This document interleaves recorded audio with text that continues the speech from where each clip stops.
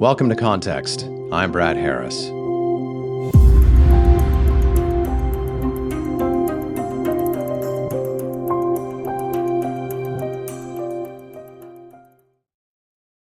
Let's consider for a moment how we remember one of the most famous days in modern history. July 14th, 1789, the day the French Revolution began.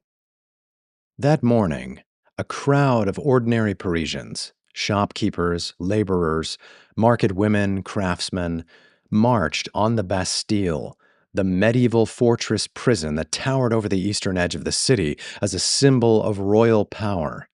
By late afternoon, the fortress had fallen. By nightfall, its governor was dead. His head was being carried through the streets on a pike.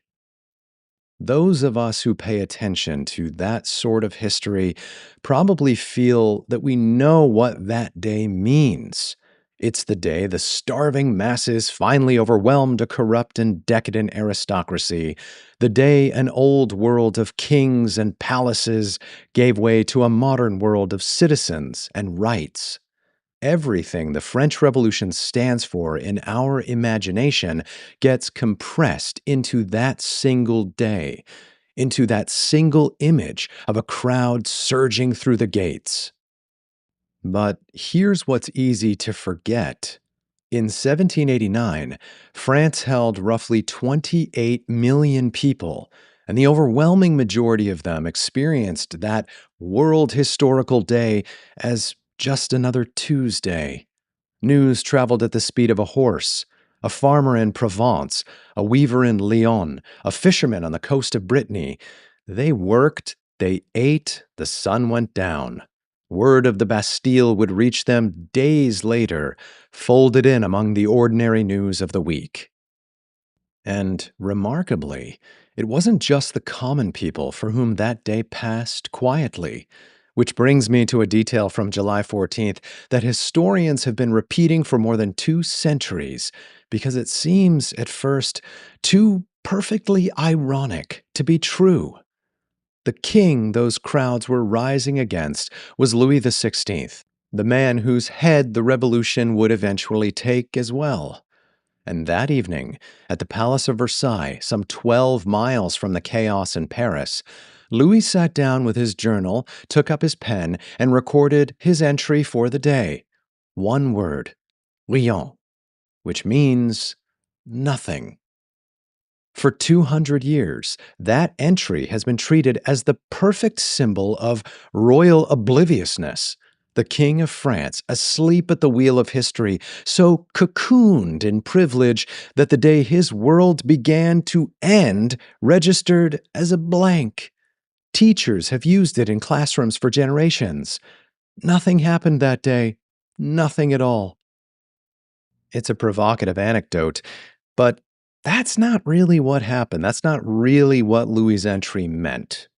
The document survives.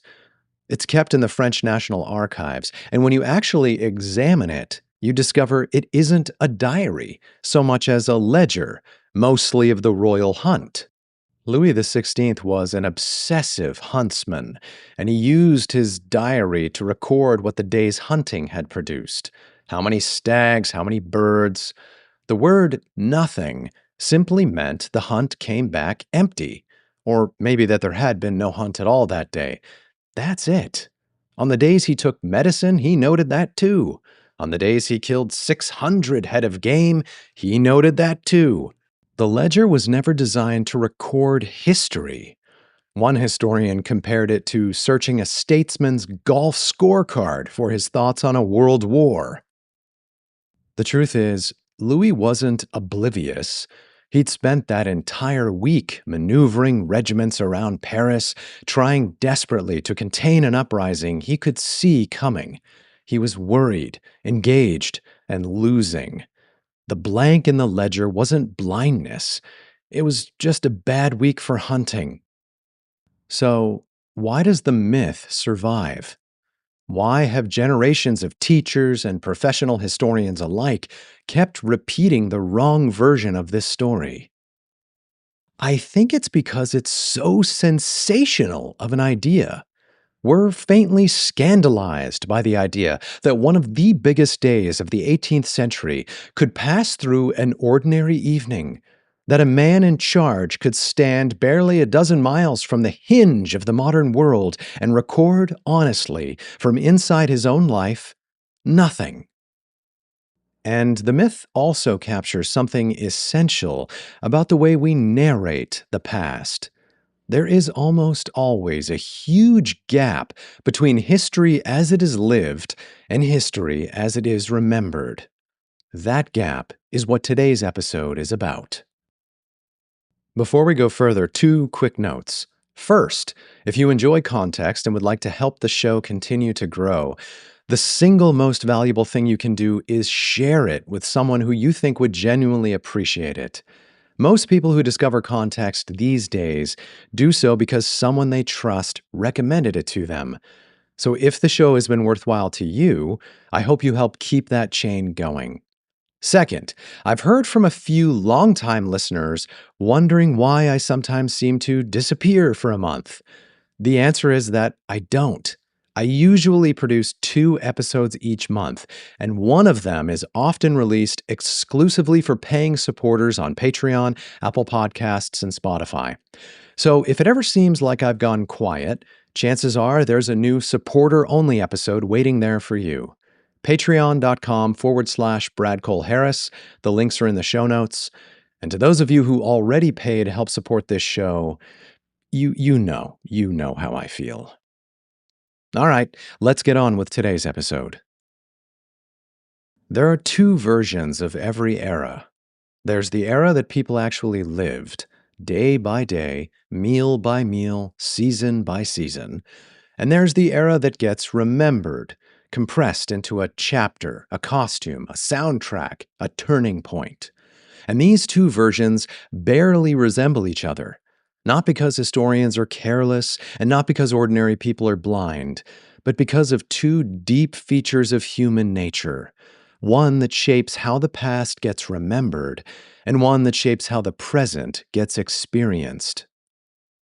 And if that's true, if the remembered past is systematically different from the lived past, then it should make us more skeptical about our own sense of our own moment. Most people today feel pretty confident about what defines the 2020s. I've emphasized what I think will be remembered about this era on this very show, and we'll get there. But the best place to see these two forces clearly is in the past, where hindsight has already done its work. Start with the people whose job it is to remember, the historians. And let me say this as a member of the Guild, compression is not a flaw in what historians do. Compression is what historians do. The past contains everything. Every breakfast, every argument, every ordinary Tuesday of every person who ever lived. A history book contains, 400 pages? So the entire discipline is an exercise in deciding what to keep. The historian's job is to distill, to take an ocean of lived experience and reduce it to its essentials, the representative event, the telling symbol, the sequence of moments that connect into a story about cause and effect. Good historians connect the dots, but connecting some dots means passing over countless others. And the dots that get chosen are, almost always, the dramatic ones, the vivid, the consequential, the moments that make one era look different from the eras around it. Nobody writes the book about the decade when nothing much happened. There's no bestseller titled 1954, the year when everything stayed roughly the same. And popular memory compresses even harder than scholarship does. Give a century to the culture at large, and it comes back as an image. The Middle Ages becomes a night. The Wild West becomes a gunfight. In a period that historians will tell you was mostly ranching, farming, and paperwork. An era in memory is not a stretch of lived time. It's a highlight reel. And the highlights are selected by people who already know the ending. Now, Most historians simply accept this and get on with the selecting. But in the 20th century, a movement of French historians decided to rebel against this tendency and produce an entirely new kind of historical scholarship that stands as a wonderful exception to the rule. The leader of this scholarly faction was a man named Fernand Braudel. He spent part of the Second World War in a German prisoner of war camp, writing his masterpiece largely from memory, and he went on to lead what was known as the Annales School, a group of historians who argued that the discipline had been looking at the wrong things all along. History, they said, had become obsessed with big events, battles, treaty signings, coronations, revolutions. But big events, Braudel argued, are only the surface of history. He compared them to the bright foam riding on top of the ocean waves. Underneath that foam is the deep water, the slow, almost motionless life of ordinary people, the routines of grain and harvest and household that persist for centuries while the dramatic events flash and vanish above them. Braudel called this deep layer the longue durée, the long duration, and he insisted that this is where most of human experience has actually taken place. Developing that idea, Braudel wrote a famous volume called The Structures of Everyday Life, in which he spent hundreds of pages on things like bread, salt, clothing, furniture, how people slept, what they drank. Not because he'd run out of wars to describe, but because he'd done the arithmetic. If you total up the hours of human experience across the centuries, almost none of them were spent storming a fortress. Nearly all of them were spent inside the deep water, working, eating, raising children, watching the weather. Now, none of this is to say that the past is unknowable or has been heavily distorted or that history books are just subjective stories with no real purchase on what happened. That's not my argument. I don't think that's true. Making sense of the past is precisely the historian's job, connecting the dots in a way that is meaningful and accurate, and that reveals something important and otherwise obscure about cause and effect in the human condition. The French Revolution really happened, and it really mattered, and good historians help us understand why it was the culmination of so much that came before it and the catalyst for so much that followed. But the historical narrative of the French Revolution is, by its nature, a form of selection, and what gets selected out is almost everything that daily life was made of. That was Fernand Braudel's insight. Not that the great events are false, but that beneath them lies a vast, slow, mostly unrecorded world where human experience actually accumulates. So, let's explore another example of this dynamic. Let's take one of the most vividly remembered decades in American history, a decade so thoroughly compressed that it comes with its own soundtrack, and see what was underneath it. The moment I say the 1920s, the reel starts rolling. Flappers and jazz, speakeasies behind unmarked doors, champagne and sequins, Gatsby's parties blazing across the water, the ticker tape rising and rising until October 1929 when it all comes crashing down. The Roaring Twenties. It's one of the most vivid images in all of American memory. An entire decade compressed into a single, glittering, doomed party. Now, let's inspect the deeper water beneath the foam.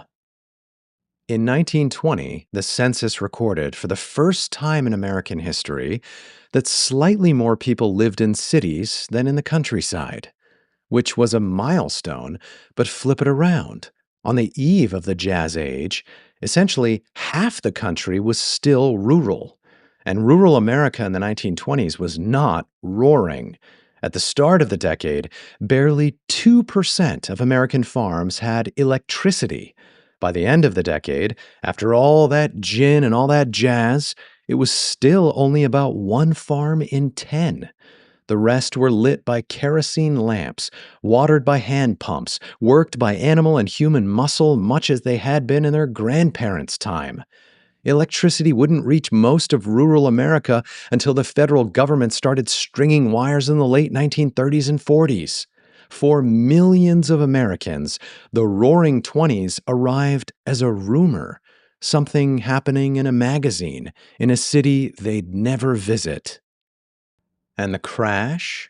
The event that supposedly ended everyone's party so suddenly? Well, here's a question worth asking. In October 1929, what fraction of Americans actually owned stock? Estimates vary, but the range runs from around 1 in 40 households to, at the very most, about 1 in 10, which means that when the market lost a quarter of its value in 2 days, the overwhelming majority of Americans had not lost a single dollar directly. Most people learned about Black Thursday the way they learned about most things, from a newspaper at the end of a day that had otherwise consisted of work, chores, supper, perhaps a smoke out on the front porch, and then bed. The market even rallied for a few months afterward, well into the spring of 1930, and plenty of serious people thought the whole thing was just a correction. The Great Depression wasn't really a crash in the minds of most contemporaries at all. It seeped into ordinary life over years, through a failing bank here and there, and through someone you knew who'd lost his job, and then another. Slow water, not foam. But here's my favorite part of the 1920s story, because it reveals the second force at work. Not how the future misremembers the past, but what living through it actually felt like. Take the automobile. If any technology defines that era's transformation, it's the car. And the transformation was real. In about a decade and a half, America went from being a nation of horses to a nation of drivers. Now, picture the first automobile arriving in a small American town, sometime in the late 19 teens or early 1920s. It was definitely an event. People stopped in the street. Children chased it. The local newspaper wrote it up. Farmers pulled their wagons over to watch the horseless carriage rattle past, and everybody was talking about it at church. And then, with astonishing speed, they stopped talking about it. Within a couple of years, the miracle was just traffic. It became the argument about where you could park. It was the mud it threw, the noise it made, that neighbor who drove too fast down Main Street. The most transformative machine of the age passed from miraculous to mundane in roughly the time it takes a child to outgrow a coat. This is not a criticism of our great-grandparents. In fact, I think this might be one of the most remarkable capacities human beings possess. We metabolize the extraordinary extraordinarily quickly. We confront a miracle of progress, and we fold it into our day-to-day lives with only a moment of awe. Our great-grandparents absorbed the car, the radio, the electric light, the airplane, and the telephone in a single lifetime, and still experienced most of their days as ordinary. That's not obliviousness either. That's part of the genius of our species. Now, some of you hecklers in the back might be thinking, fair enough, but the 1920s were pretty ordinary years. A rising stock market, some debauchery, some new gadgets, sure, but no single day cracked the whole world open. Surely when history truly turns, when something so enormous happens that the whole world changes at once, the people living through it can feel that. Okay, that's a reasonable question. Personally, I'll never forget 9/11 and the strange feeling of living through something historically seismic on that day. But I don't remember 9/12, and I'm pretty sure that despite the emotional hangover, it probably felt like just another day, especially because I was lucky enough not to be personally affected by that event. So, for our purposes here, let's test this argument against what was one of the most enormous turning points of the 20th century, the outbreak of the First World War in the summer of 1914. On June 28, 1914, a 19-year-old assassin in Sarajevo shot the Archduke Franz Ferdinand, heir to the Austro-Hungarian throne. 5 weeks later, all of Europe was at war. The catastrophe that would kill something on the order of 20 million people, bring down four empires, and split modern history into before and after. The Austrian writer Stefan Zweig left us an account of what that turning point felt like from inside, and it's truly haunting. Zweig grew up in the Vienna of the late Habsburg Empire, a world he described as a golden age of security, a civilization so stable that people genuinely believed catastrophic war among the great powers had become a relic, something out of the barbarous past. This wasn't naivete on the fringe. This was the respectable center. Serious writers of the age published books arguing that war between modern industrial economies had become economically self-defeating, futile even for the winner. So, on the day of the assassination, Zweig was on holiday in a spa town outside Vienna, sitting in the park, reading, while the resort orchestra played. And he remembered the exact moment the news arrived. The music stopped, and a small crowd gathered around the bandstand to find out why. There was a bulletin, people read it, murmured, and discussed it. And then, Zweig tells us, they drifted back to their afternoons. The orchestra resumed playing. Within an hour, the promenade was full again. The assassinated Archduke wasn't well liked. Sarajevo was far away. These Balkan crises always blew over.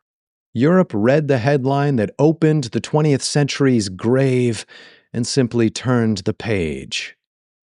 For 5 more weeks, the deep water simply flowed on. Harvests, holidays, regattas, weddings. Even the people standing directly on history's hinge could not feel it turning. And not because they were fools. Zweig was one of the most cultivated men in Europe. It's because the hinge is only visible from the far side of the door. Now then, let's put these two forces side by side. The first force works backward from the future. Call it hindsight's selection. Memory, whether it belongs to a historian, a filmmaker, or a grandchild, memory builds the highlight reel. It keeps the dramatic and the consequential, and it lets the ordinary fall away. Because the ordinary doesn't make a story. The chapter gets written by people who know the ending, about people who didn't. The second force works forward, from inside the moment. Call it normalization.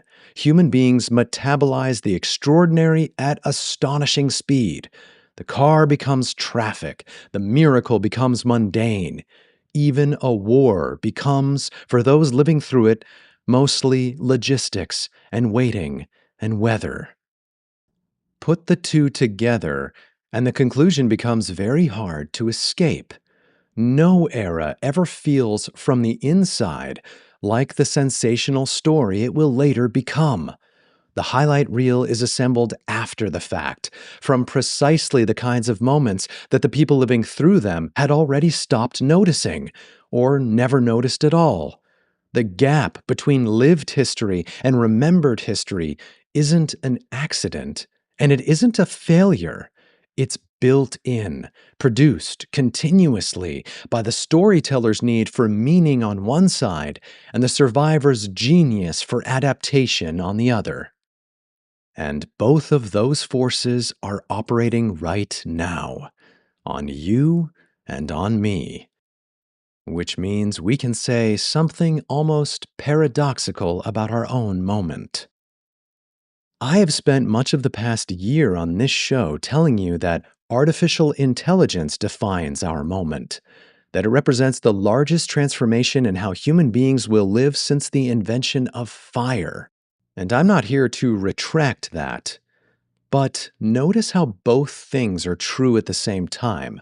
A revolutionary new technology is indeed transforming everything, and today probably feels like just another ordinary day.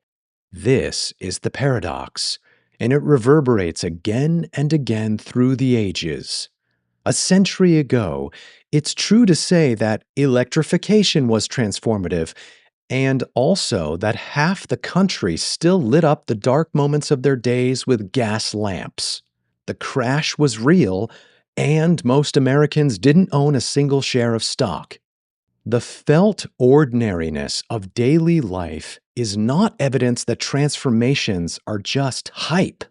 And transformations are not evidence that ordinary days are somehow an illusion. The foam and the water are simply two different things, and we are living in the water. There's a sharper implication here and a less comfortable one, and it's the thought I really want to leave us with. Look at what our two stories side by side actually tell us. The 1920s show us that the famous image of an era can be real and still describe almost nobody. The flapper existed, the party happened, and most of the country experienced that only in magazines, if at all. It took hindsight to decide the party was the story of the decade.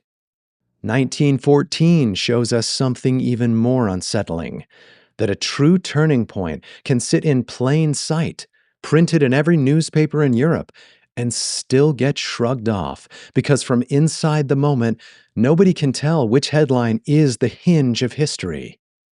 Now, apply both warnings to ourselves. The 2020s were when AI changed everything is our front page story. The shiny object, our flapper, our ticker tape. And that's probably right. But if the pattern holds, then the highlight reel that future historians might assemble from our era may nonetheless shock those of us still around to see it. So, what else might be moving right now, quietly, in the deeper water beneath the foam? I genuinely don't know, but I have some ideas about where else we could look. We could look at the slower things, the less flashy things. For example, we could look at the fact that humanity, for the first time ever, is about to grow old faster than it grows. An entire civilization aging and shrinking without a war or a plague, just by choice, one family at a time. Or we could look at the transformation of something as ancient as friendship and solitude, how much of daily human contact has moved onto screens in a single generation, a change so total we've already normalized it, which is precisely what should make a good historian suspicious. Maybe the future's highlight reel features one of those more prominently than we would expect. But notice, even then, the shock would remain, because the highlight reel will narrate our decade the way it narrates the 1920s, as a transformation, dramatic and total, while we will have lived it the way people always actually live through their eras, one ordinary day after another, when for most of us, most of the time, nothing much happens. Which brings us back to the king and his ledger. The record of any life in any era is mostly nothing. Meals, weather, work, some difficulty sleeping. Louis XVI stood a few miles from the hinge of the modern world, living inside an ordinary evening. And so, in all likelihood, do you. History will compress our era into its own chapter in the long story of humanity, and the chapter will be about something sensational, no doubt, and it will be true, and it will also leave out almost everything it felt like to be alive right now. The gap between them isn't a scandal to expose in the history profession. It's not a problem to solve. It's two of our best capacities doing exactly what they're supposed to do. The storyteller's need to find meaning in time, and the survivor's gift for turning miracles into just another Tuesday. So, the corrective for this paradox isn't cynicism about history, and it isn't panic about what the present really means in the grand scheme of things. It's history that does a better job remembering both the foam and the water, and a certain tenderness toward the ordinary days that every era, including this one, is actually made of. The day you are living through right now, the errands, the casual conversations, whatever's waiting for you after this episode ends, no chapter will ever record it. It will compress down to nothing. But it was never nothing. It's where all of history was actually lived. I'm Brad Harris, and I'm glad we were here together in this time, you and I. Thanks for being here. So long.